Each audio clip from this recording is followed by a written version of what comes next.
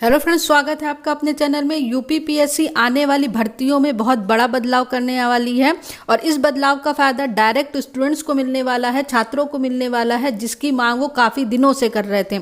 Screen पर आप देख रहे हैं लिखा हुआ यूपीपीएससी सीधी भर्ती में जुड़ेंगे अभ्यर्थियों की स्क्रीनिंग परीक्षा के अंक। शासन को भेजा गया प्रस्ताव, अभी सिर्फ इंटरव्यू के आधार पर अंतिम चयन होता था। इसका ये मतलब कि जहां पर सीधी भर्तियां होती थी वहां डायरेक्ट इंटरव्यू होता था और आयोग पर यह कहा जाता था कि आयोग अपने चहेतों को जो है वो इंटरव्यू में पास कर देती है। लेकिन अब जब जहां पर सीधी भर्ती होगी वहां पर लिखित परीक्षा का भी आयोजन किया जाएगा। लिखित परीक्षा जो पहले होती थी उसमें क्या होता था कि जो बहुत भीड़ थी उसको कम करने के लिए लिखित परीक्षा का आयोजन किया जाता था, लेकिन उसके मार्क्स को ऐड नहीं किया जाता था। अब यूपीएससी में जहां पर सीधी भर्तियां होंगी वहां पर स्क्रीनिंग परीक्षा मतलब रिटन एग्जामिनेशन भी होगा और उसके मार्क्स भी ऐड किए जाएंगे। मतलब फाइनल सिलेक्शन जो है वो रिटन प्लस इंटरव्यू के आधार पर किया जाएगा। तो पूरी न्यूज़ जानते हैं। उत्तर प्रदेश लोक सेवा आयोग सीधी भर्ती के महत्वपूर्ण बदलाव करने जा रहा है। अब सीधी भर्ती का अंतिम चयन स्क्रीनिंग परीक्षा के अंक भी जोड़े जाएंगे। इस व्यवस्था को लागू करने के लिए आयोग ने शासन को प्रस्ताव भेज दिया है। प्रक्रिया अंतिम चरण पर है। शासन से मंजूरी मिलते ही इसे लागू भी कर दिया जाएगा। तो अब यूपीपीएससी से सीधी भर्ती के जितने भी वैकेंसीज आएंगे उसके लिए आपको एक स्क्रीनिंग मतलब रिटन का एग्जामिनेशन देना होगा। सीधी भर्ती लगातार आरोप लगते हैं कि इंटरव्यू के माध्यम से अपने चहेतों को मनमाने अंक देकर उनका चयन कर लिया जाता है। प्रतियोगी छात्रों को कई बार सूचना के आधार के तहत आयोग से पूछा भी कि इंटरव्यू में अभ्यर्थियों को अंक देने का क्या आधार है, लेकिन कोई स्पष्ट जवाब नहीं मिलता है।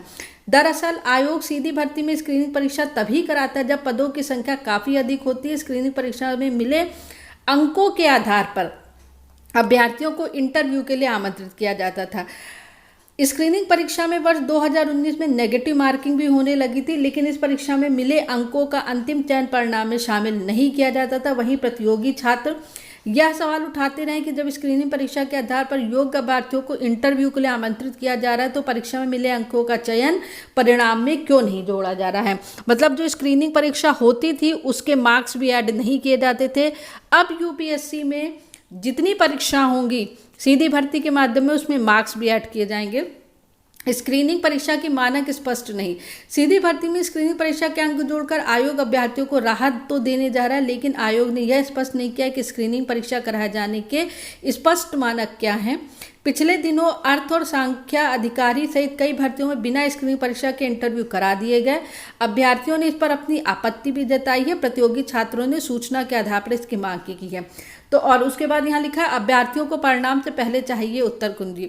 तो ऐसे कई एग्जामिनेशन यूपीपीएससी में जिसकी आंसर शीट अभी तक जारी नहीं की गई है ताकि स्टूडेंट पता कर सके कि उनके कितने मार्क्स हुए हैं। तो यूपीपीएससी में जितनी भी अब सीधी भर्तियां होंगी उसके लिए स्क्रीनिंग परीक्षा क्वालिफाई करनी होगी और उसके मार्क्स प्लस इंटरव्यू के मार्क्स को ऐड करके फाइनल सिलेक्शन किया जाएगा। तो this is the latest update. For more update keep watching, subscribe the channel, press bell icon and join Telegram channel. Thank you very much.